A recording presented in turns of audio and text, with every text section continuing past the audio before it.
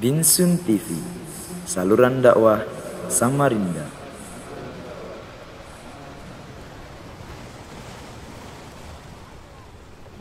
Assalamualaikum warahmatullahi wabarakatuh. Bismillahirrahmanirrahim. Innal hamdalillah nahmaduhu wa nasta'inuhu wa nastaghfiruh wa na'udzu billahi min shururi anfusina wa sayyiati a'malina. Man yahdihillahu fala mudilla lahu wa man yudlil fala hadiya lahu.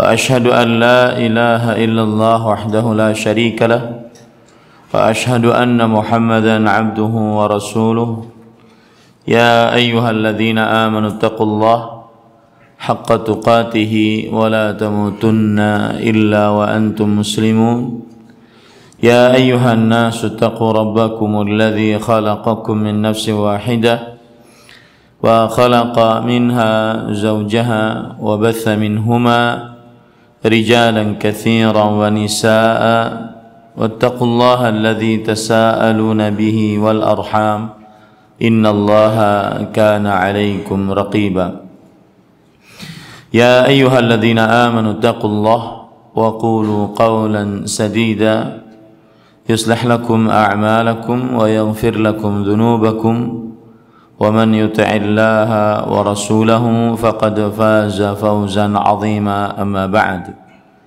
فإن أصدق الحديث كتاب الله وأحسن الهدي هدي محمد صلى الله عليه وعلى آله وسلم وشر الأمور محدثاتها وكل محدثة بدعة وكل بدعة ضلالة وكل ضلالة في النار. Alhamdulillah, kita bersyukur pada Allah Subhanahu wa taala pada hari ini Sabtu ba'da subuh 23 Dzulhijjah 1443 Hijriah. Kita dimudahkan oleh Allah Subhanahu wa taala untuk kembali duduk bersama di Masjid Bintang Sunnah Samarinda, Kalimantan Timur dalam sebuah kajian rutin setiap Sabtu subuh pekan keempat, membaca kitab Ad-Du'a Mafhumuhu wa Ahkamuhu wa Akhta'un Taqa'u Fi, doa, pengertiannya, hukum-hukumnya dan adab-adabnya serta kesalahan-kesalahan yang terdapat di dalamnya, yang ditulis oleh Fadilatul Syekh Muhammad bin Ibrahim Al-Hamad hafizahullah ta'ala. Salawat dan salam semoga selalu Allah berikan kepada Nabi kita Muhammad sallallahu alaihi wa ala alihi wasallam, pada keluarga beliau, para sahabat serta orang-orang yang mengikuti beliau sampai hari kiamat kelak. Dengan nama-nama Allah yang husna dan sifat-sifatnya yang ulia, kita berdoa, Allahumma inna nas'aluka ilman nafi'an wa rizqan tayyiban wa amalan mutaqabbala, Allahumma amin.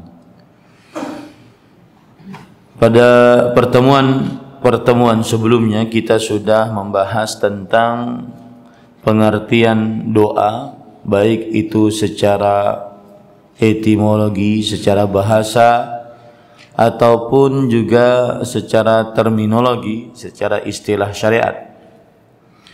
Kemudian kita juga membahas tentang ada dua macam jenis doa, yaitu doa al-mas'alah dan doa al-ibadah, doa permintaan dan juga doa ibadah. Kemudian kita juga sudah membahas tentang keutamaan berdoa. Kemudian kita juga sudah membahas tentang syarat-syarat berdoa, adab-adab dalam berdoa, dan faedah merendahkan suara dan menyembunyikan suara saat berdoa. kita juga sudah membahas tentang waktu, tempat, keadaan yang dikabulkan di dalamnya doa, atau lebih tepatnya diharapkan dikabulkan di dalamnya doa. Lalu setelah itu kita juga sudah membahas tentang kesalahan-kesalahan dalam berdoa dan juga sebab-sebab dikabulkannya doa. Dan terakhir bab yang kita bahas adalah mas'alatun fi ijabati du'a min adamiha. Permasalahan seputar pengabulan doa dan tidak dikabulkannya doa. Subbab yang terakhir yang kita bahas adalah al-hikamu min ta'akhuri ijabati du'a. Hikmah-hikmah dari pengakhiran pengabulan doa. Pada pertemuan sebelumnya kita sudah bahas beberapa hikmah. Yang pertama adalah anna ta'akhura al-ijabati minal bala alladhi yahtaju ila sabr. Hikmah yang pertama adalah pengakhiran pengabulan doa termasuk dari ujian yang memerlukan kesabaran. Ini hikmah yang pertama dari diakhirkannya pengabulan doa, karena pengakhiran doa itu adalah ujian sehingga seseorang bersabar, dan dari bersabar itulah akhirnya dia dapat pahala. Kemudian yang kedua, annallaha huwa malikul mulk. Pengakhiran doa yang kedua adalah bahwa Allah Subhanahu wa ta'ala adalah Raja, Maha Raja, yang artinya apa saja yang dikehendaki oleh Allah maka itu hak Allah Subhanahu wa ta'ala. Hikmah dari pengakhiran pengabulan doa adalah karena Allah sang Raja satu-satunya, Allah yang maha mengatur satu-satunya, tiada sekutu bagi Allah Subhanahu wa ta'ala. Ini juga sudah kita bahas. Yang ketiga, annahu la haqqa lil makhluqi 'alal khaliq. Bahwa tidak ada hak tidak ada hak yang dimiliki makhluk atas Allah Subhanahu wa ta'ala yang maha pencipta. Atas apa dasar kita memaksa Allah Subhanahu wa ta'ala? Tidak ada hak bagi hamba untuk memaksa Allah Subhanahu wa ta'ala mengabulkan permintaannya. Tidak ada hak. Karena kita adalah makhluk yang diciptakan dan Allah adalah Khaliq, Maha Pencipta. Maka seorang hamba tidak punya hak untuk memaksa agar permintaannya dikabulkan oleh Allah Subhanahu wa ta'ala. Yang keempat, anna Allah azza wa jalla lahul hikmatul balighah. Bahwa hikmah dari pengakhiran pengabulan doa, Allah Subhanahu wa ta'ala memiliki tujuan yang mendalam dalam pengakhiran pengabulan doa. Allah Subhanahu wa ta'ala memiliki tujuan yang mendalam, hikmah yang sangat luar biasa dalam pengakhiran pengabulan doa. Ada orang terkadang tidak diberikan oleh Allah Subhanahu wa ta'ala keluasan rizki karena salah satu hikmahnya adalah agar dia tetap berdoa kepada Allah, karena Allah menyukai hamba itu berdoa. Ada orang tidak diberikan oleh Allah kesehatan, padahal dia terus berdoa kepada Allah, karena dengan sakitnya dia tersebut terhalang olehnya mengerjakan hal-hal yang maksiat. Kalau dia sehat, malah nanti dia akan bermaksiat bahkan sampai tingkat kekufuran. Ini hikmah dalam penciptaan yang Allah Subhanahu wa taala hikmahkan. Ada orang tidak diberikan anak, tidak diberikan anak oleh Allah Subhanahu wa taala. Padahal dia sudah berusaha secara lahiriah, sudah sangat taat kepada Allah Subhanahu wa taala. Ternyata hikmahnya adalah jika dia memiliki anak, anak tersebut akan durhaka kepadanya. Banyak hikmah yang Allah Subhanahu wa taala simpan di dalam pengakhiran pengabulan doa. Kemudian yang kelima, qad yakunu fi tahaqquqil matlub ziyadatun fi syarr. Nah, terkadang di dalam pengabulan doa secara segera tambahan keburukan bagi hamba tersebut. Di dalam pengabulan doa secara segera tambahan keburukan. Karena ada hadis qudsi begini bunyinya, inna min ibadi man law aghnaytuhu la afsadathul ghina la yasluhu lahu illa al-faqr. Sesungguhnya dari hamba-hambaku ada yang tidak cocok untuknya kecuali kemiskinan. Kalau seandainya aku berikan kekayaan kepada dia, kekayaan menghancurkan dirinya. Kita ini kan manusia tidak tahu apa nasib kita ke depannya, dan Allah Subhanahu wa taala lebih mengetahui. Ada dari hamba-hambaku yang tidak cocok untuknya kecuali kemiskinan. Kalau aku berikan kekayaan kepadanya, maka kekayaannya akan menghancurkannya. Wa inna min ibadi man la yasluhu lahu illa as-saqm. Law sahhahtu lahu la afsadathu sahhah. Ada dari hamba-hambaku yang tidak cocok untuknya kecuali penyakit. Kalau seandainya aku sehatkan dia, maka akan merusak kesehatannya, itu akan merusak imannya. Nah, ini termasuk daripada hikmah. Yang kelima, yaitu terkadang di dalam pengabulan doa malah tambahan keburukan bagi hamba yang dikabulkan tersebut. Taib. Pada pertemuan sebelumnya kita sudah sampai poin itu. Sekarang kita baca lagi hikmah-hikmah selanjutnya, yang keenam berarti ya. Penulis hafizahullah taala berkata, "Anna ikhtiyar Allah lil 'abdi khairun min ikhtiyaril 'abdi li nafsihi." Bahwa pilihan Allah untuk seorang hamba lebih baik daripada pilihan hamba untuk dirinya sendiri. Pilihan Allah. Wa hadha sirrun badi'un yahsunu bil 'abdi an yatafattana lahu hala du'aihi li rabbih. Pilihan Allah lebih baik dibandingkan pilihan hamba untuk diri si hamba.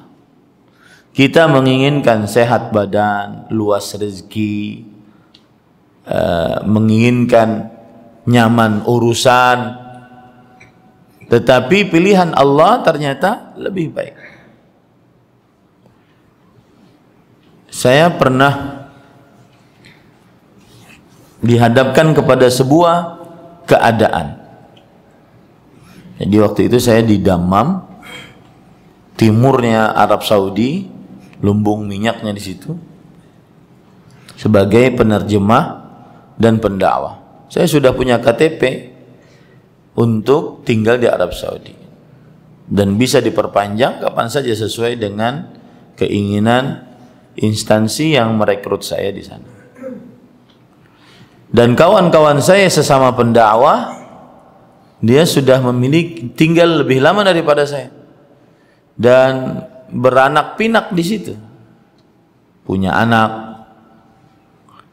Dan kalau sudah tinggal di Arab Saudi, asalkan dia pintar untuk masukkan anaknya sekolah, maka insyaallah ta'ala anak-anak tersebut akan fasih, lancar berbahasa Arab.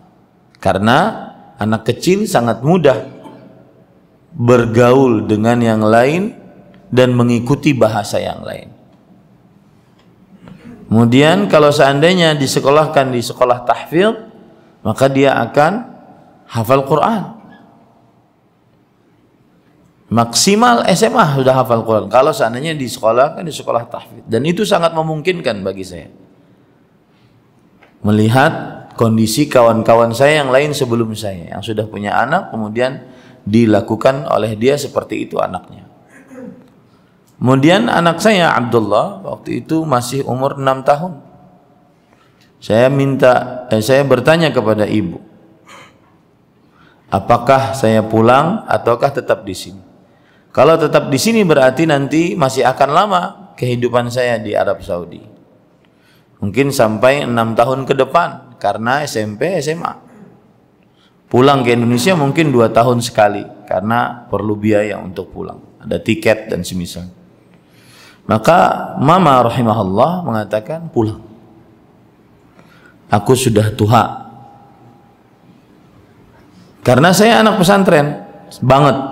Dari mulai SD sudah keluar rumah nyantri. Pulang anak pesantren pulang ke rumah paling cuma bulan Ramadan atau liburan semester. Dulu kita pulangnya cuma akhir tahun. Ya, akhir tahun. Karena dulu pulang susah. Tiket pesawat mahal, sangat mahal dahulu. Kemudian bisa hanya pakai kapal laut. Maka pulangnya itu sama-sama akhir tahun. Liburan cuma 2 pekan kadang-kadang.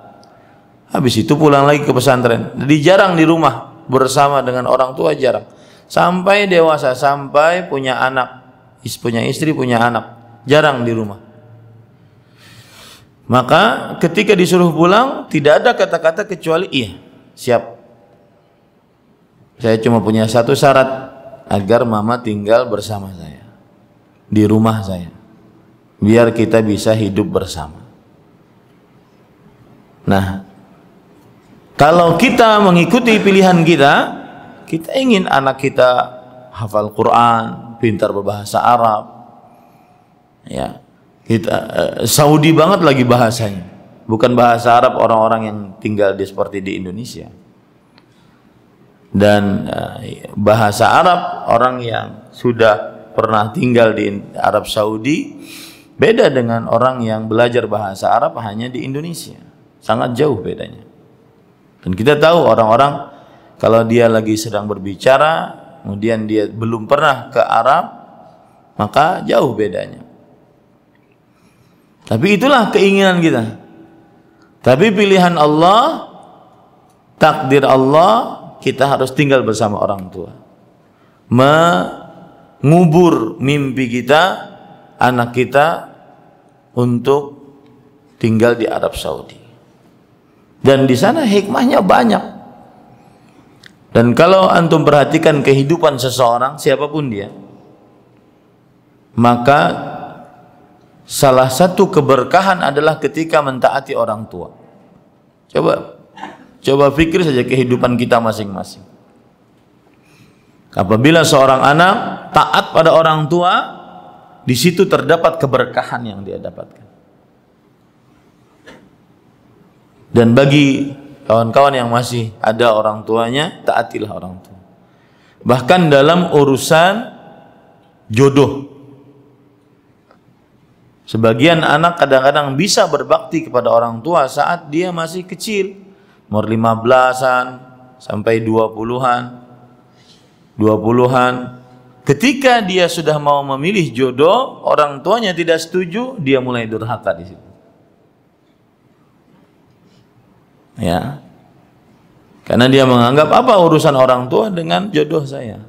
Tapi ketahuilah, jika pilihan tersebut sesuai dengan syariat, artinya orang tua menolak pilihan kamu sesuai dengan syariat, maka disitulah terdapat berkah jika ditaati.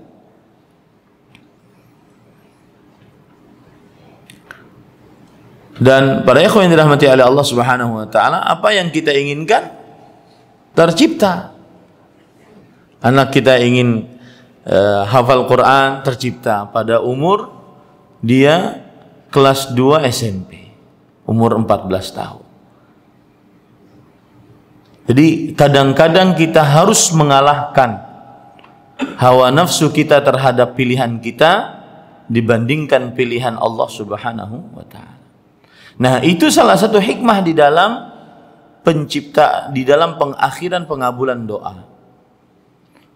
Kita harus meyakini pilihan Allah lebih baik dibandingkan pilihan kita sendiri. Dzalika anna Allah azza wa jalla ahkamul hakimin. Kenapa pilihan Allah lebih baik? Karena Allah adalah hakim yang paling bijaksana dalam memutuskan sebuah keputusan.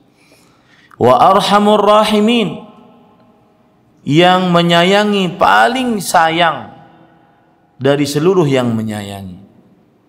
Fahuwa a'lamu bimasalihi ibadihi minhum. Allah lebih mengetahui kebaikan-kebaikan hamba-hambanya daripada hamba-hambanya itu sendiri. Kenapa? Karena hambanya tidak mengetahui madza taksibu ghadan, apa yang ia lakukan besok hari, dia nggak tahu. Ya, tidak tahu nasibnya, sedangkan Allah mengetahui. Karena yang memberikan ketetapan pada takdir manusia adalah Allah Subhanahu wa taala. Wa arhamu bihim min anfusihim wa abaihim wa ummahatihim. Nah, ini yang patut kita perhatikan. Allah lebih penyayang kepada hamba-hambanya dibandingkan hamba-hambanya sayang kepada dirinya. Dan juga orang tuanya sayang kepada hamba tersebut. Allah lebih penyayang. Ada dalam sebuah kisah dalam hadis yang sahih, seorang anak berada di tengah jalan, kemudian ibunya mengatakan, waladi, waladi, anakku, anakku. Kemudian Rasul SAW waktu itu lewat bersama para sahabatnya. Melihatkah kalian ibu dengan anak tersebut? Bagaimana sang ibu tersebut sangat menjaga anaknya agar tidak tersenggol, tidak terinjak oleh orang lain. Kemudian kata Rasul SAW, lallah arhamu bi'ibadi min hadhihi biwaladiha. Sungguh Allah lebih penyayang terhadap hambanya dibandingkan sayangnya seorang ibu terhadap anaknya. Allah lebih penyayang terhadap hambanya dibandingkan sayangnya seorang ibu terhadap anaknya.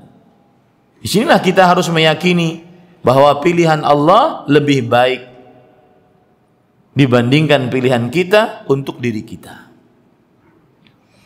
Wa idza anzala bihim ma yakrahun kana khairan lahum min alla yunzilu bihim. Nah, ini berat nih. Kalau Allah menurunkan kepada hamba-hamba sesuatu keburukan yang dibenci oleh si hamba ini, oleh hamba-hamba ini, maka itu lebih baik bagi mereka dibandingkan Allah tidak menurunkan keburukan. Ini berat nih permasalahan. Allah memberikan kesehatan, Allah memberikan sakit setelah sehat, miskin setelah kaya, bercerai setelah menikah. Allah memberikan itu kepada hamba, mungkin berat, tetapi ketahuilah bahwasanya itu lebih baik bagi si hamba tersebut dibandingkan Allah tidak memberikannya. Nadharan minhu lahum wa ihsanan ilaihim wa lutfan bihim, yang artinya karena Allah lebih tahu maslahat hamba tersebut. Allah lebih tahu mana kebaikan yang baik untuk hamba tersebut, mana sikap yang penuh dengan kasih sayang untuk hamba tersebut. Allah mengetahui, meskipun dia pahit, ya. Saya beri contoh, misalkan seorang istri dizalimi oleh suaminya, maka sang istri akhirnya mendapati suaminya selingkuh. Maka pada saat itu ketika sang istri mendapati suaminya selingkuh, yakinilah bahwa itu adalah kebaikan dari Allah. Akhirnya sang istri tahu keburukan suami. Meskipun pahit. Meskipun pahit. Akan tetapi itulah bentuk kasih sayang Allah agar sang istri bisa kelak mendapatkan kebahagiaan yang lebih baik daripada bersuami dengan si laki-laki ini. Mungkin dia akan bersuami dengan yang lain, yang lebih saleh, yang lebih baik. Ummu Salamah radhiyallahu anha, meninggal suaminya Abu Salamah. Lalu Rasul sallallahu alaihi wasallam berdoa, meminta mengajari Ummu Salamah agar berdoa, Allahumma khlifli fi khairan minhu. Ya Allah, berikan aku pahala atas musibah ini dan gantikan yang lebih baik darinya. Ummu Salamah ketika diberi doa tersebut, beliau berpikir, siapa yang lebih baik dari Abu Salamah radhiyallahu anhu? Dan wafatnya Abu Salamah menyakitkan, sebuah keburukan di dalam hati. Tetapi ternyata ada kebaikan. Akhirnya dipersunting oleh manusia terbaik, lebih baik sekian kali daripada Abu Salamah radhiyallahu anhu, yaitu Rasulullah sallallahu alaihi wasallam. Nah, ini para ikhwan. Walau mukkinu min al-ikhtiyari li anfusihim la ajazu 'anil qiyami bi masalihihim ilman wa iradatan wa amalan. Nah, kalau seandainya mereka diberikan kesanggupan untuk memilih kebaikan diri untuk diri mereka sendiri, maka niscaya mereka akan tidak sanggup untuk mengerjakan kebaikan tersebut, baik secara ilmu, keinginan, ataupun mengamalkannya. Artinya gini, ya sudah wahai hambaku, kalau kamu ingin sesuatu, kamu pilih sendiri, silahkan ya. Karena kamu yang lebih tahu tentang dirimu sendiri, silahkan pilih. Maka ini akan sangat sulit bagi kita. Karena kita ilmunya terbatas, keinginan terbatas, dan mengamalkan dari apa yang kita inginkan tersebut juga terbatas. Nah, ini termasuk daripada penjelasan mengapa pilihan Allah lebih baik dibandingkan pilihan hamba itu sendiri. Lakinnahu azza wa jalla tawalla tadbirat umurihim bimujibi ilmihi wa adli wa hikmatihi wa rahmatihi ahabbu amkarihu. Sebelumnya, sebelum saya terjemahkan, ini banyak kasus diri kita saat menghadapi sebuah permasalahan. Kadang-kadang seakan-akan kita itu mengatur dan memberikan takdir atas diri kita sendiri. Saya pernah mendapati seorang sekretaris camat berzina. Bingung dia. Sudah ngaji dakwah sunnah. Bingung dia. Kemudian dia berpikir, ketika ngadu kepada saya pun dia bingung. Ustadz, bingungnya itu apa? Karena dia seakan-akan mengatur hidupnya. Ustadz, nanti kalau saya begini akan begini, supaya tidak begini maka saya pilih begini. Kan banyak tuh manusia begitu. Kalau dapat masalah, dia langsung seakan-akan menentukan takdir untuk dirinya agar bisa keluar dari permasalahan tersebut. Ini sebuah kekeliruan dari seorang manusia. Yang paling utama dia lakukan saat itu adalah dia bertobat kepada Allah. Bertobat dari perbuatan zinanya. Kemudian setelah itu dia memperbaiki hubungannya dengan istrinya sambil berdoa kepada Allah Subhanahu wa taala. Sebagian orang kadang-kadang kalau sudah melakukan kesalahan lalu diketahui kesalahan tersebut, bingung dia. Dia kemudian mengatur strategi seakan-akan dia yang menetapkan takdir. Sampai ustadz yang dicurhati bingung, saya mau jawab bagaimana Bapak? Susah. Kalau seandainya dijawab, pasti akan memikirkan yang lain-lain, tidak menerima jawaban kita. Nah, ini maksud saya para ikhwah, sudah terima saja takdir Allah Subhanahu wa taala dengan cara dia bertobat kepada Allah Subhanahu wa taala atas perbuatan zinanya. Lalu setelah itu perempuan yang sudah dia zinahi, dia selesaikan urusannya antara dua, dia nikahi atau dia putuskan hubungan. Kemudian setelah itu baru ngurus dengan istrinya. Jangan pernah menentukan takdir kita saat mendapatkan kesulitan, tetapi bersandarlah kepada Allah, minta petunjuk dari Allah Subhanahu wa taala. Itu yang kadang-kadang membuat manusia stres saat menghadapi masalah, karena dia menentukan sendiri takdirnya. Itu yang disebutkan oleh penulis tadi. Kalau seandainya seorang hamba diberikan kesanggupan untuk memilih, pasti sulit bagi dirinya, karena ilmunya terbatas akan kehidupan yang akan datang, kekuatan keinginannya terbatas, mengamalkan apa yang sudah dia tetapkan juga terbatas. Nah, akan tetapi Allah Azza wa Jalla yang mengatur urusan perkara-perkara tersebut berdasarkan ilmu Allah yang azali, yang maha luas, yang tidak ada batasannya, berdasarkan keadilan Allah, hikmah Allah, rahmat Allah, disukai atau tidak disukai. Nah, makanya pilihan Allah untuk hamba lebih baik daripada pilihan hamba tersebut. Nah, di sini ada masalah, bolehkah saat orang beristikharah menyelisihi apa yang dia istikharahi? Seorang pemuda ingin menikah, kemudian dia istikharah, ternyata dia tidak diberikan dalam istikharahnya kelapangan dada untuk memilih perempuan ini, tapi dia diberikan kelapangan dada untuk memilih perempuan B, padahal perempuan B ini dia tidak suka. Maka bagaimana dia? Bolehkah dia menyelisihi istikharah dia? Jawabannya boleh. Karena hukum istikharah hukumnya sunnah, tidak wajib. Maka menyelisihi apa yang sudah dia istikharahkan pun juga boleh. Lalu hubungannya dengan ini apa?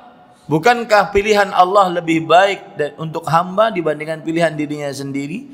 Maka jawabannya adalah hasil dari istikharah, mungkin kelapangan dada memilih salah satu dari yang sudah dia sebutkan di dalam istikharahnya. Tetapi seorang hamba tidak mengapa untuk memilih pilihan lain, karena istikharah hukumnya tidak wajib, hasilnya pun tidak wajib untuk diikuti. Begitu jawabannya para ikhwan. Fa idza sallama al-'abdu lillah, jika seorang hamba menyerahkan dirinya kepada Allah, wa aiqana bi annal malika mulkuhu, dan meyakini bahwa kerajaan adalah kerajaan Allah, wal amruhu, dan segala perkara di tangan Allah, wa annahu arhamu bihi min nafsihi taba qalbuh, dan dia meyakini bahwa Allah lebih penyayang kepada dirinya dibandingkan dirinya sendiri, maka hatinya akan tenang. Qudiyat hajatuhu am lam tuqda, baik hajatnya dikabulkan oleh Allah atau belum dikabulkan oleh Allah, tetap hatinya tenang. Saat berdoa, lalu dia meyakini Allah adalah sang raja, segala perkara di sisi Allah, Allah lebih penyayang terhadap hambanya dibandingkan hambanya terhadap dirinya hamba tersebut, maka saat dia berdoa dikabulkan atau belum dikabulkan, tetap tenang hatinya. Nah, itulah yang disebut dengan pilihan Allah untuk hamba lebih baik dibandingkan pilihan hamba untuk hamba itu sendiri. Wa idza fawwadha al-'abdu rabbah wa radiya bima yakhtaruhu lahu amaddahu fima yakhtaruhu lahu bil quwwati 'alayh. Jika seorang hamba menyerahkan diri kepada Allah dan ridha dengan apa yang dipilihkan oleh Allah untuknya, maka Allah akan menolong hamba tersebut di dalam apa saja yang Allah pilihkan untuk hamba tersebut dengan memberikan kekuatan atas hal tersebut. Wal azimah was sabri wa sarfi anhu al afat allati hiya urdatu ikhtiyaril 'abdi li nafsihi. Dan Allah akan memberikan kepada hamba tersebut kekuatan, tekad, kesabaran, dan menghilangkan keburukan-keburukan dari hamba tersebut yang mungkin kalau hamba tersebut memilih pilihannya akan datang keburukan-keburukan tersebut. Tapi ketika dia lebih yakin pilihan Allah lebih baik untuk dirinya, maka niscaya Allah akan menghilangkan keburukan-keburukan dari hamba tersebut. Wa arahu min husni awaqibi ikhtiyarihi lahu ma lam yakun liyasila ila ba'dihi bima yakhtaruhu wa li nafsihi.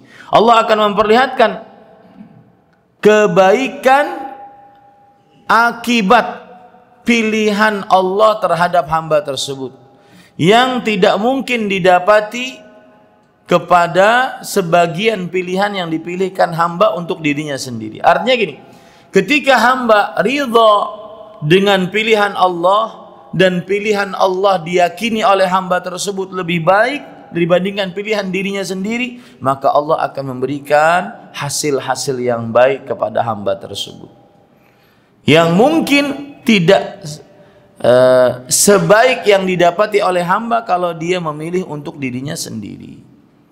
Intinya, para ikhwan yang dirahmati oleh Allah, orang yang diakhirkan pengabulan doanya, dia harus meyakini bahwa pilihan Allah lebih baik dibandingkan pilihan dirinya sendiri. Wa hadza yurihuhu min al-afkar al-mut'ibah fil anwa'il ikhtiyarat. Ini adalah menenangkan dia dibandingkan pikiran-pikiran yang sulit saat memilih bermacam-macam pilihan. Jadi kan dia berdoa, ya Allah, saya beri contoh ya. Ya Allah, berikanlah aku kesehatan. Ternyata Allah belum mengabulkan. Allah masih memberikan dia penyakit.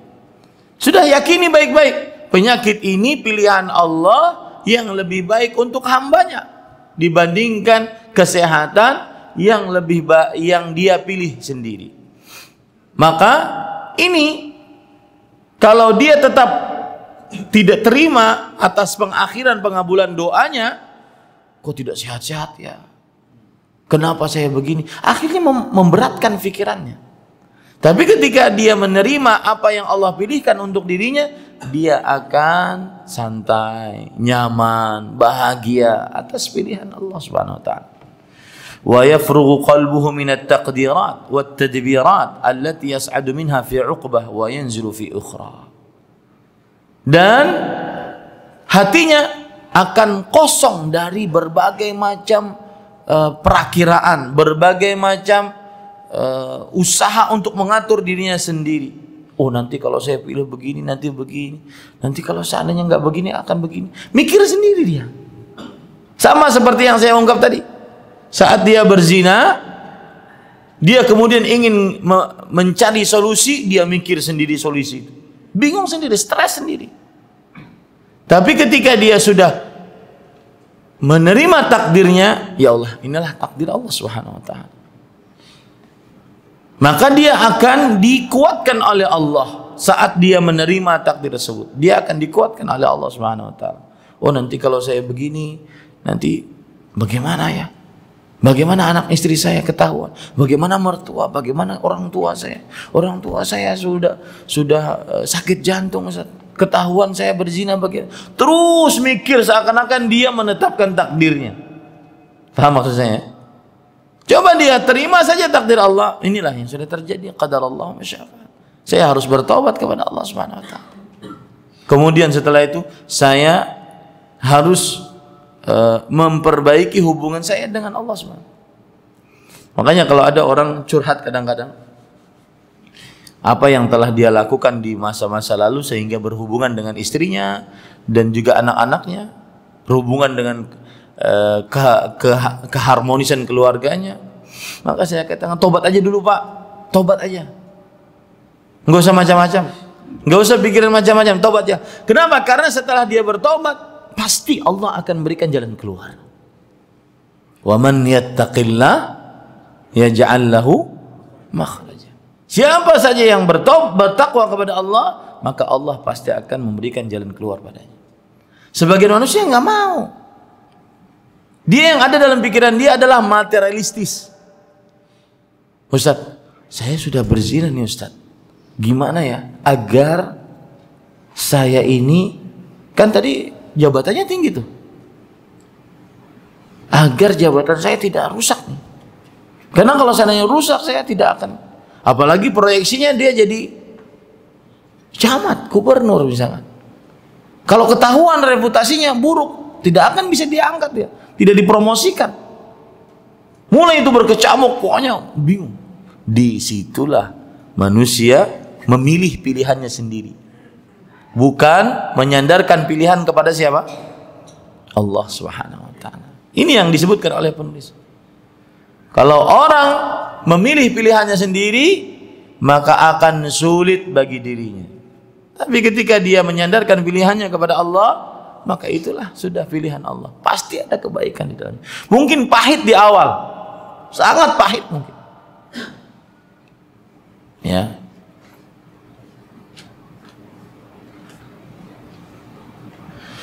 Wa ma'a hadza fala khuruja lahu amma qadira alaih. Yang artinya meskipun si hamba ini bagaimanapun dia tidak terima dengan pilihan Allah, tetap dia tidak bisa keluar dari takdir Allah. Falau radhiya bi ikhtiyarillah asabahul qadar wa huwa mahmudun mashkurun maltufun bihi. Kalau dia ridha dengan pilihan Allah, maka tetap saja dia kena ketetapan Allah, takdir Allah yang sudah Allah takdirkan 50.000 tahun sebelum penciptaan langit dan bumi. Dalam keadaan dia dipuji oleh Allah, dirahmati oleh Allah. Wa illa jara alaihi al-qadar wa huwa madhmumun ghairu maltufin. Kalau dia tidak terima terhadap pilihan Allah, tidak terima diakhirkan, dikabulkan doanya, maka takdirnya tetap saja terjadi enggak? Tetap terjadi dalam keadaan dia tercela. Lihat ya, orang yang berdoa lalu doanya tidak dikabulkan, ya, lalu doanya tidak dikabulkan. Sekarang ketika doanya tidak dikabulkan, beda antara dua manusia. Ada yang menerima bahwa pilihan Allah lebih baik untuknya dibandingkan pilihan dirinya sendiri untuk dirinya sendiri, dan takdirnya tetap terjadi, doanya tidak dikabulkan. Tapi apa?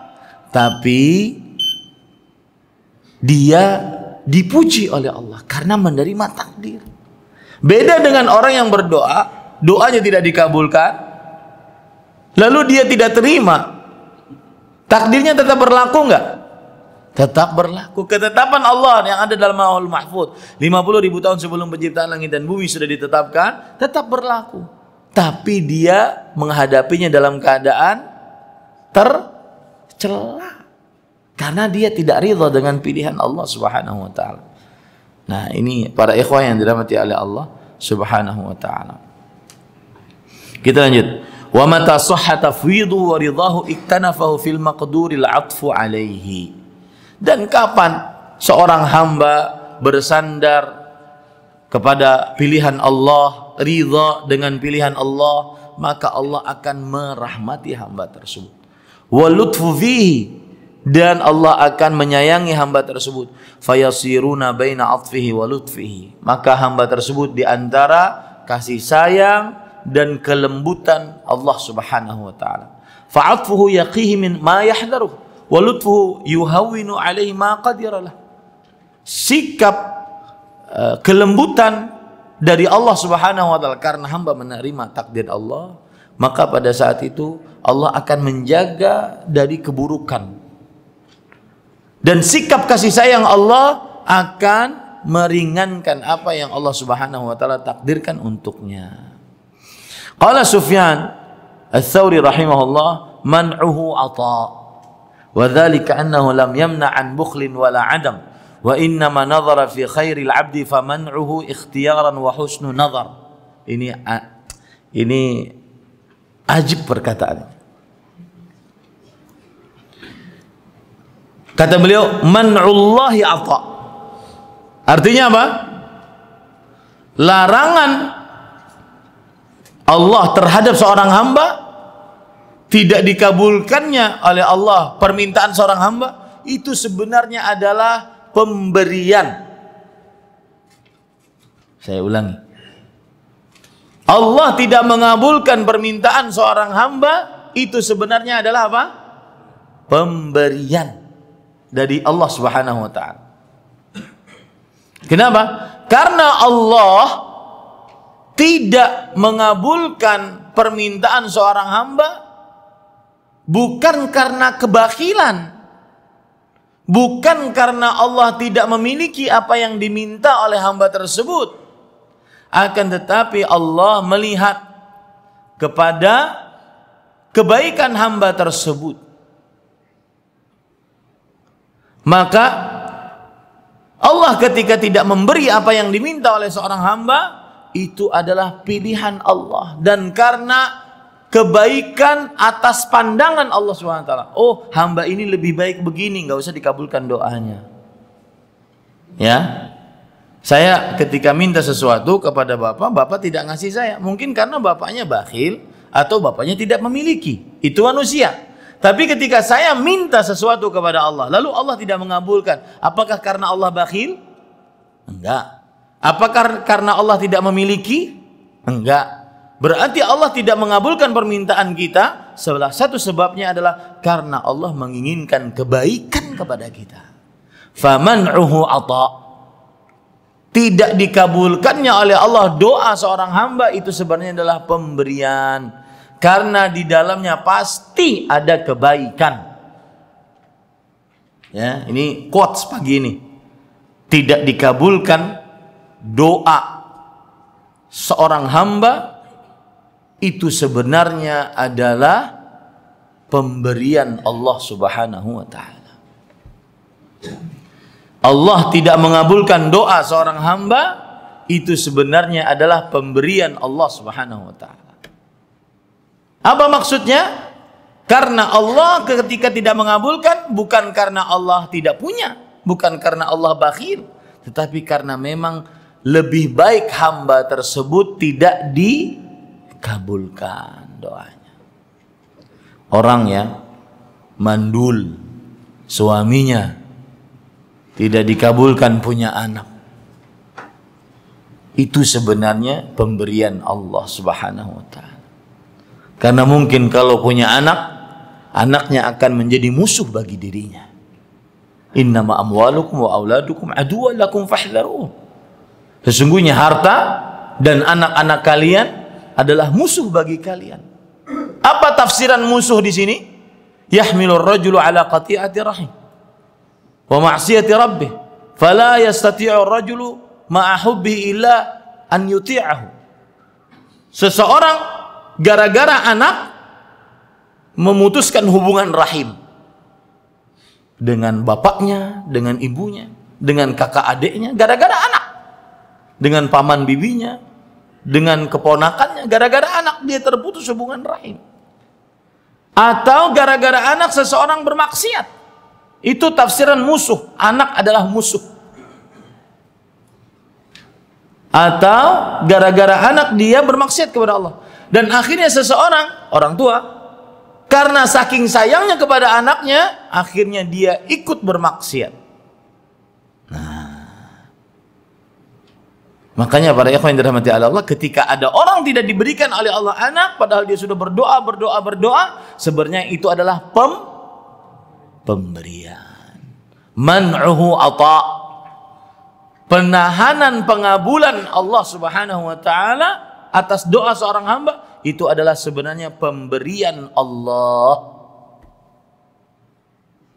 Cuma manusia kadang ya tadi ingin milih pilihan apa? Untuk dirinya sendiri. Tidak memilih pilihan Allah Subhanahu wa taala. Ya, ini para ikhwan yang dirahmati oleh Allah Subhanahu wa taala. Persis seperti misalkan ada orang ketika melihat kekayaan Qarun, ya laitalana mislama utiya Qarun. Ya Allah, alangkah indahnya kalau kita diberikan kekayaan seperti kekayaannya Qarun. Maka dia mungkin memilih untuk dirinya, saya ingin kaya seperti kayanya Qarun. Dia menganggap kaya itu adalah sumber kebahagiaan. Ternyata enggak. Pegang dari saya baik-baik. Al-mut'ah laisatis sa'adah. Merasa senang bukan berarti menjadi bahagia. Merasa senang bukan berarti menjadi bahagia. Orang senang punya rumah mega, senang punya rumah mega, punya mobil mewah, punya harta bertumpuk ruah, senang punya rumah di atas 10.000 meter persegi, ada kolam renang 5, ada landasan helikopternya. Itu kan yang ditampilkan sekarang di media-media sosial kita. Orang-orang kaya diwawancarai bagaimana dia bisa kaya. Kalau menurut saya itu adalah podcast mengajari kita untuk menjadi new Qarun. Ya, Qarun itu kan gitu gaya berpikirnya. Innama utitu ala ilmin indi. Aku mendapati kekayaan ini karena kepintaranku. Saya nasihatkan ya, orang-orang yang luaskan rezekinya nggak usah bikin mau di podcastin. Masuk ke dalam YouTube cerita tentang bagaimana kesuksesannya. Ya, nggak usah. Mendingan sama-sama belajar agama sudah cukup. Karena itulah awal kehancuran Qarun. Ketika dia meyakini bahwa apa yang diberikan oleh Allah kepada dia ini karena kepintaran dia. Ya, karena kepintaran dia. Pertama, yang mau diwawancarai dari orang kaya, dia nggak kaya-kaya amat juga. Yang kedua, itu semua pemberian Allah. Yang ketiga, strategi-strategi itu tidak akan bermanfaat kalau Allah tidak mentakdirkan. Ya, makanya kadang-kadang ada orang ikut kursus entrepreneur agar sukses. Ya, maka saya nasihatkan yang ingin usaha saja, belajar ilmu agama bagaimana berusaha yang sesuai dengan syariat Islam. Dan berusaha cuma 2 yang diajarkan oleh Rasulullah SAW. Konsepnya cuma 2. Ittaqullah wa ajmilu fit talab. Bertakwalah kepada Allah, perbaiki hubungan dengan Allah. Para pengusaha, perbaiki hubungan dengan Allah. Dan baguskan usaha, baguskan dagang. Itu aja konsepnya. Nggak usah ikut kursus-kursus entrepreneur sepekan. Seakan-akan yang ngasih entrepreneur, yang ngasih kursus adalah pengusaha paling jitu, paling maksimal. Nah, belajar ilmu agama tentang bagaimana berusaha dalam Islam. Udah cukup itu. Nah, ini para ikhwah, man'uhu ata, tidak dikabulkannya doa seorang hamba sebenarnya itu adalah pemberian Allah. Garis bawahi. Tidak dikabulkannya doa seorang hamba sebenarnya itu adalah pemberian Allah. Nah, itu yang ke-6. Kemudian yang ke-7, para ikhwan yang dirahmati oleh Allah Subhanahu wa taala. Annal insan la ya'lamu aqibata amrihi farubbama yatlubu ma la yahmadu 'uqbah aqibatah wa ma la yahmadu aqibatahu wa rubbama kana fihi dararuhu kamathali tiflin mahmumin yatlubul halwa wa hiya la tunasibuhu. Salah satu hikmah dari diakhirkan pengabulan doa adalah bahwa seorang hamba tidak mengetahui apa akibat dari permintaannya. Dia nggak tahu. Pokoknya dia ingin punya anak, dia ingin sehat, dia ingin kaya, dia ingin punya jodoh, dia ingin punya macam-macam permintaannya. Sedangkan dia tidak tahu akibat permintaannya. Nah, ini hikmah. Mengapa diakhirkan pengabulan doa? Salah satu hikmahnya, seorang hamba tidak mengetahui akibat dari permintaannya. Kadang dia minta sesuatu yang akibatnya buruk. Kadang dia minta sesuatu yang akibat permintaannya tersebut ada keburukan bagi dirinya. Seperti seorang anak kecil terus minta permen yang manis-manis, padahal itu tidak cocok untuknya. Padahal itu tidak cocok untuknya. Wal mudabbirul insan a'lamu bimasalih. Sedangkan Allah yang mengatur manusia lebih paham tentang kebaikan untuk hamba tersebut. Wa aqibatu amri, dan lebih paham tentang akibat dari hamba tersebut, permintaan hamba tersebut. Kaifa qad qala ta'ala wa 'asa an takrahu syai'an wa huwa khairul lakum. Oleh karenanya Allah berfirman dalam surah Al-Baqarah ayat 216, dan mungkin kalian membenci sesuatu itu lebih baik bagi kalian. Engkau benci suamimu meninggal, ternyata itu lebih baik. Engkau benci anakmu meninggal, ternyata itu lebih baik. Ya. Wa min asrari hadhil ayah annaha taqtadhi minal abdi at-tafwid ila man ya'lamu awaqibal umur. Termasuk rahasia dari ayat ini, surah Al-Baqarah ayat 216 adalah bahwa seorang hamba, konsekuensi dari ayat ini, seorang hamba menyerahkan segala urusan kepada yang lebih mengetahui akibat dari perkara tersebut. Wal ridha bima yaqdhihi alaihi lima yarjuhu min husnil aqibah, dan ridha dengan apa yang Allah putuskan, karena dia berharap pasti ada akibat yang baik dari apa yang Allah putuskan. Ya. Wa min asrariha alla yaqtarih ala rabbih wa la yas'alu ma laysa lahu bihi ilm. Dan termasuk rahasia dari ayat tadi yang berbunyi tadi, dan mungkin kamu membenci sesuatu dan itu lebih baik bagi kamu. Termasuk rahasia dari ayat itu adalah dia tidak terlalu protes dengan Allah Subhanahu wa taala. Tidak terlalu banyak meminta yang dia tidak tahu. Fala'alla fihi min madarratihi wa huwa la ya'lam.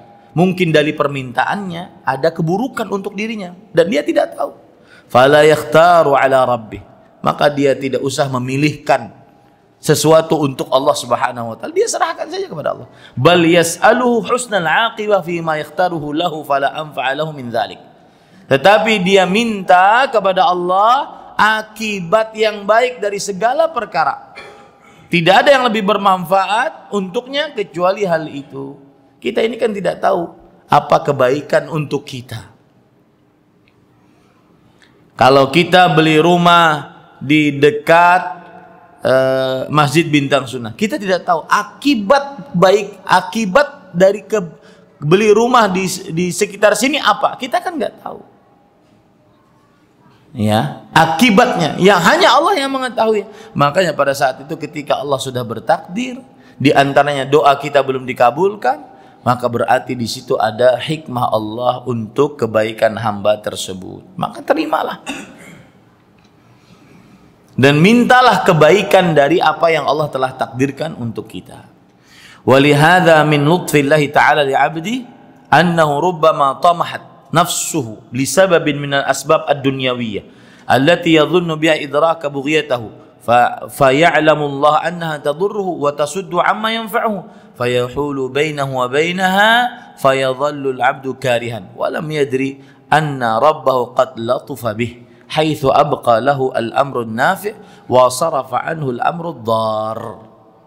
Oleh sebab itulah, termasuk dari kelembutan Allah terhadap hambanya, kasih sayang Allah terhadap hambanya, bahwa kadang seorang hamba menginginkan sesuatu. Kenapa? Karena ada dunia yang dia anggap, oh ini kalau saya dikabulkan, saya akan dapat kebaikan nih. Dia mengira kalau itu dikabulkan doanya, dia akan mendapatkan kebaikan yang sangat tinggi. Tetapi Allah lebih mengetahui, ini hamba kalau dikabulkan permintaannya akan memberikan mudarat kepadanya, menahan dia dari kebaikan. Maka akhirnya Allah tahan, tidak dikabulkan doanya. Ya, hamba yang berdoa merasa, kok nggak dikabulkan sih? Benci dia dengan Allah Subhanahu Wa Taala. Tapi si hamba ini tidak tahu kalau seandainya Allah sedang kasih sayang kepada hamba tersebut. Yang mana Allah menetapkan perkara yang bermanfaat untuk hamba tersebut, menjauhkan perkara yang mudarat untuk hamba tersebut. Ini para ikhwan yang dirahmati oleh Allah Subhanahu Wa Taala. Makanya hikmah yang ketujuh adalah seorang hamba tidak mengetahui akibat dari sesuatu. Akhir sesuatu itu dia tidak tahu. Ya. Ada seorang anak ketahuan pacaran oleh ibunya. Kemudian anak tersebut belum selesai sekolah. Maka sang ibu mengatakan, daripada kamu pacaran dan umurmu belum cukup, maka putuskan. Putuskan perempuan tersebut di hadapan saya. Maka akhirnya diputuskanlah orang tersebut di hadapan ibunya. Kata sang ibu berkata, diputuskan. Anak tersebut taat kepada ibunya. Akhirnya apa yang terjadi? Sang anak kelak mendapatkan istri yang lebih baik daripada pilihannya sendiri. Akibat dia terima takdir Allah untuk taat kepada ibunya. Itulah yang dimaksud bahwasanya seorang hamba tidak mengetahui akhir dari kehidupannya, akibat dari pilihannya. Mungkin dalam pilihannya tersebut ternyata buruk, tapi hamba kan tidak tahu. Allah yang lebih mengetahui. Makanya Allah tidak kabulkan doanya karena akibatnya buruk. Hasil dari permintaannya itu buruk. Kalau diiyakan buruk gitu loh. Makanya Allah dengan hikmahnya, dengan kasih sayangnya, Allah tidak mengabulkan permintaannya agar si hamba tetap mendapatkan kebaikan, kemudian tidak tertahan dari mengerjakan kebaikan, tidak mendapatkan kemudaratan. Nah, ini hikmah yang luar biasa dari pengabulan, diakhirkan pengabulan doa oleh Allah Subhanahu Wa Taala. Nah, 1 jam sudah kita berbicara, 2 hikmah yang kita bisa gapai dari diakhirkan pengabulan doa. Sebagai ringkasan, siapa yang bisa menyebutkan 2 hikmah tadi? Yang pertama, pilihan Allah lebih baik daripada pilihan kita atas diri kita sendiri. Pilihan Allah lebih baik daripada pilihan kita untuk diri kita sendiri. Yang kedua, hamba tidak mengetahui akibat dari permintaannya. Mungkin akibat dari permintaannya hasilnya buruk. Akhir dari permintaannya itu hasilnya buruk. Makanya Allah akhirkan pengabulan doa dia. Oh, belum cocok nih dia minta seperti ini. Kasih yang lain aja. Wallahu a'lam. Dan perkara-perkara seperti ini kan materi ya. Kalau dipraktekkan atau artinya kalau ada kisahnya lebih menarik. Dan itu kita bisa ambil dari kehidupan kita masing-masing. Coba pikirkan, kalau dikisahkan dalam kehidupan kita itu menarik. Saya itu Ustaz berdoa agar saya dapat istri tahun 2017. Ternyata belum dikabulkan oleh Allah. Saya dapatnya tahun 2022. Kalau seandainya saya dikabulkan tahun 2017, mungkin saya tidak dapat istri yang sesolehah ini. Terus seperti itu, lihat. Pilihan hamba, pilihan Allah lebih baik dibandingkan pilihan hamba. seorang hamba tidak mengetahui akibat akhir dari perbuatannya, dari permintaannya. Oleh sebab itulah terimalah ketika Allah Subhanahu wa taala memberikan pengakhiran pengabulan doa. Wallahu a'lam. Ketika doa belum dikabulkan dan kita menerima ketetapan itu, lalu bagaimana sikap kita selanjutnya? Apakah tetap berdoa terus? Tetap berdoa terus. Ya. Sesuai dengan keinginan kita. Asalkan itu bukan dosa, bukan memutuskan hubungan rahim, tetaplah berdoa terus. Meskipun belum dikabulkan. Karena kan kita tidak tahu nih. Yang kita bicarakan tadi adalah sikap kita. Kalau belum dikabulkan doa, sikap kita adalah ya sudah meridha dengan ketetapan Allah. Tapi apakah terus berdoa? Terus berdoa. Jangan ganti doanya karena kita nggak tahu mana yang lebih baik untuk kita. Paham maksud saya? Jadi misalkan, ya Allah sembuhkan penyakit saya. Allah belum kabulkan. Apakah kita ganti doanya? Ya Allah, nggak usah deh kabulkan, sembuhkan penyakit saya. Enggak, tetap berdoa, ya Allah sembuhkan. Tetapi kita harus yakin bahwa belum dikabulkannya oleh Allah penyembuhan atas penyakit kita, itu ada apa? Hikmah. Salah satu hikmahnya yang kita bicarakan tadi dua. Bahwa pilihan Allah lebih baik. Yang kedua, manusia tidak tahu akhir dari akibat perbuatannya. Wallahu a'lam. Adapun berdoa tetap terus. Ustaz, qadarallahu, saya cerai dengan istri. Tapi kadang ada rasa hati bersalah. Apakah saya ini termasuk tidak beriman dengan takdir Allah? Minta nasihatnya. Maka jawabannya, kalau dikatakan tidak termasuk beriman dengan takdir Allah, tidak. Akan tetapi perceraian kan berat. Maka ketika beliau sudah mengucapkan qadar Allah, itu berarti sudah menunjukkan bahwa dia sudah menyandarkan kepada takdir Allah Subhanahu wa taala. Dan kalau seandainya perceraian itu masih bisa diperbaiki, kan ada kata rujuk. Ini sepertinya yang bertanya tidak bisa move on dari mantan. Ya. Maka kalau seandainya tidak bisa move on, maka mengapa tidak bisa diperbaiki? Wasulhu khair. Perdamaian itu lebih baik, kata Allah Subhanahu wa taala dalam Al-Qur'an. Berdamai. Berdamai untuk sebuah kebaikan, apalagi kalau sudah punya anak, Pak. Subhanallah. Saya kemarin ditanya oleh seorang ibu-ibu. Dan saya ini pesan kepada ibu-ibu. Kalau bertanya itu jangan cerita, bertanyalah dan tidak perlu cerita. Ustaz, saya ingin bertanya, nama saya Fulan, kemudian memang nomor handphone saya itu kan bebas, tidak seperti ustaz-ustaz lain yang mungkin menjaga. Ya. Nomor handphone saya itu bebas. Siapa yang meminta saya kasih gitu. Cuma tidak sebebas diberikan di media sosial, tidak.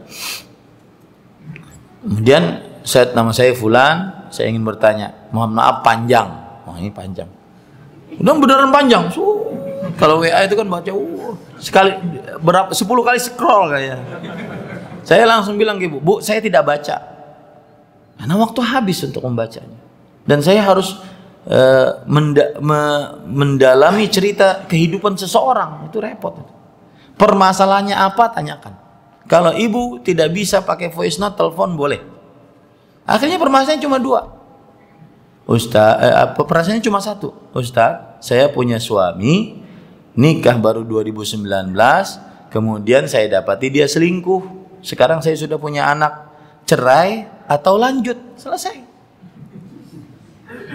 Ya, cerai atau lanjut? Maka jawabannya, Bapak Ibu, saudara-saudari yang dimuliakan oleh Allah Subhanahu wa taala, ini bercerita tentang anak dan perceraiannya. Saya katakan kepada ibu tersebut, berdamai lebih baik. Semua suami pernah melakukan kesalahan, semua istri pernah melakukan kesalahan. Berdamai lebih baik. Apalagi tuh, ibu kalau bercerai, anak yang masih kecil umur 1 tahun itu Bagaimana nanti bapaknya? Dia akan terpisah dengan bapaknya. Figur seorang bapak dia kehilangan. Jadi opsinya cuma ada dua. Memaafkan dan lanjut hubungan rumah tangga. Dengan ketentuan-ketentuan tentunya. Suaminya bertobat. Suaminya mengakui kesalahan. Kemudian atau bercerai. Kok resikonya adalah berarti dia menyandang status janda bawa anak satu. Masih kecil. Dan itu dari sisi fungsi untuk mencari jodoh lumayan berat. Karena sudah menyandang status janda. Nah, maksud saya adalah perceraian itu berat. Bukan hanya egoisme seorang suami dan istri, tetapi lihat anak. Terutama kalau sudah punya anak, terpisah antara bapak dan ibu. Saya ada beberapa santri saya di kelas, kalau sedang diajar itu kayak orang, jadi enggak fokus gitu. Alhamdulillah dia pinter. Jadi kalau pas saya tanya, dia bisa jawab. Ya, ini ternyata setelah didalami, ternyata bermasalah keluarganya. Bapaknya cerai dengan ibunya. Kemudian si bapak nyuruh tinggal bersama ibunya. Atau sesuai dengan keputusan pengadilan, ibunya punya hak asuh anak. Ibunya ternyata dan keluarga ibunya mengusir anak tersebut agar pergi ke bapaknya. Ya, kondisi anak umur 12-13. Setelah cerai bapaknya nikah lagi dengan ibu yang lain, dengan istri. Berarti dia punya 2 ibu di situ. Ternyata bapaknya poligami lagi. Berarti punya 3 ibu. Wajar dia di kelas. Kalau liburan dia bingung. Kalau boleh nih liburan di pesantren aja silahkan. Karena di rumah liburan dia malah tambah stres. Jadi kadang-kadang kita dapat ya anak-anak di pesantren dia itu banyak termenung. Itu salah satu sebabnya adalah orang tua. Itu hasil dari perceraian. Nah, makanya saya katakan kepada ini, terutama suami yang belum bisa move on ini, mudah-mudahan istrinya belum menikah dengan laki-laki lain, berusaha ngelamar lagi, merebut hatinya lagi, berusaha. Dan tidak ada aib dalam hal itu untuk menyelamatkan anak terutama. Tidak ada aib. Mengakui kesalahan. Tidak ada aib. Jangankan kita, Rasul sallallahu alaihi wasallam, beliau lebih dewasa daripada istrinya. Ini yang saya katakan, jadilah suami yang lebih dewasa dibandingkan istri. Jangan ikuti gerakan dan sikap istri. Manuver istri jangan diikuti. Coba lihat, antum bayangkan Aisyah radhiyallahu anha di hadapan para sahabat memecahkan piring yang di dalamnya ada makanan, itu adalah kue dari istri yang lain. Rasa cemburu muncul. Tapi apa kata Rasulullah SAW? Gharat ummukum. Kalau bahasa kalian, mohon maaf ya kawan-kawan sekalian, ibu kalian, mohon maaf, ibu kalian sedang cemburu. Dicarikan alasan agar orang-orang bisa memaafkan Aisyah radhiyallahu anha wa ardhaha. Maka seorang suami harus lebih dewasa dibandingkan istrinya. Nah, kadang main laki meraju terus, mau nikah kayak itu, aku kayak itu juga. Ya, enggak main.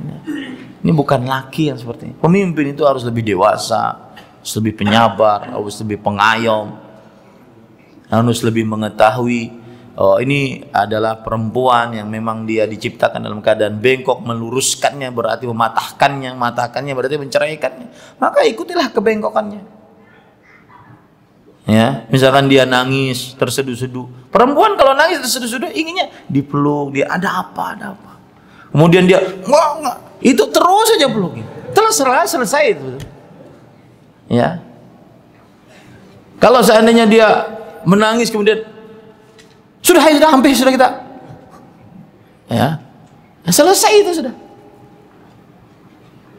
Ya, maka suami harus lebih penyabar. Wallahu a'lam. Ini saya katakan mudah-mudahan bisa rujuk nih. Ya, karena merasa bersalah kan, terutama kalau punya anak, terutama kalau sudah kalau istrinya belum menikah lagi, maka masih ada kesempatan. Wallahu a'lam. Bagaimana hukum merutinkan membaca doa yang dibuat oleh orang lain karena menurut kita artinya baik? Dari yang sedikit saya tahu, doa tersebut secara terus bukan dari hadis Nabi Muhammad SAW. Jazakumullahu khairan. Jawabannya, berdoa hukumnya umum, hukumnya mubah, apapun selama bukan dosa dan memutuskan hubungan rahim, boleh. Tetapi ketika merutinkan perlu dalil, dan jika tidak ada dalil maka dikhawatirkan terprosok ke dalam perbuatan bid'ah. Jadi jangan dirutinkan, diselang-seling. Ya. Wallahu a'lam. Adapun doa dari buatan manusia tidak mengapa. Tetapi ingat, doa dari Al-Qur'an, doa dari hadis Rasul itu berkah. Dan ini yang jawaban atas seringnya pertanyaan yang mengatakan bahwa Ustadz, bagaimana berdoa di dalam sujud dengan bahasa dengan doa selain doanya Rasulullah SAW. Maka kita katakan boleh kalau berdasarkan dari Al-Quran atau berdasarkan dari hadis-hadis yang sahih, boleh. Ya, doa dibaca saat sujud, bukan doa yang dibaca oleh Rasulullah SAW saat sujud, boleh saja. Asal berasal dari Al-Quran atau hadis Rasulullah SAW. Kalau dari pilihan buatan kita sendiri Ustaz, atau buatan ustadz kita, buatan syekh kita, bagaimana? Boleh saja asalkan berbahasa Arab. Tetapi doa yang dibaca oleh Rasulullah SAW saat sujud itu lebih berkah dibandingkan doa yang lain. Saya beri contoh. Doa saat sujud apa? Allah maghfirli dzambi kullahu diqqahu jillahu awwalahu akhirahu alaniyatahu sirra. Ya Allah, ampuni dosaku, yang kecil, yang besar, yang nampak, yang tidak nampak, yang tersembunyi, yang nyata. Itu lebih berkah dibaca. Ustaz, permintaan kita bukan minta ampunan, tapi minta rezeki, minta anak, minta jodoh, minta dilampangkan rezeki, minta dimudahkan urusan. Bagaimana ini? Maka jawabannya, dengan diampuni dosa, maka urusanmu akan mudah, doamu akan dikabulkan. Nah, begitu cara berfikirnya. Dan tidak mungkin Rasulullah SAW berdoa dengan doa itu saat sujud kecuali itu lebih baik. Paham maksud saya? Tidak mungkin Rasulullah SAW berdoa dengan doa itu saat sujud kecuali doa itu lebih baik dibandingkan doa pilihan kita sendiri. Karena doa Nabi adalah wahyu berkah. Ya, seperti itu. Nah, semoga yang disampaikan bermanfaat. Wallahu a'lam wa sallallahu nabiyana Muhammad walhamdulillahirabbil alamin. Kita cukupkan dengan kafaratul majlis. Subhanakallah bihamdik asyhadu an la ilaha illa anta astaghfiruka wa atubu ilaik. Wassalamualaikum warahmatullahi wabarakatuh.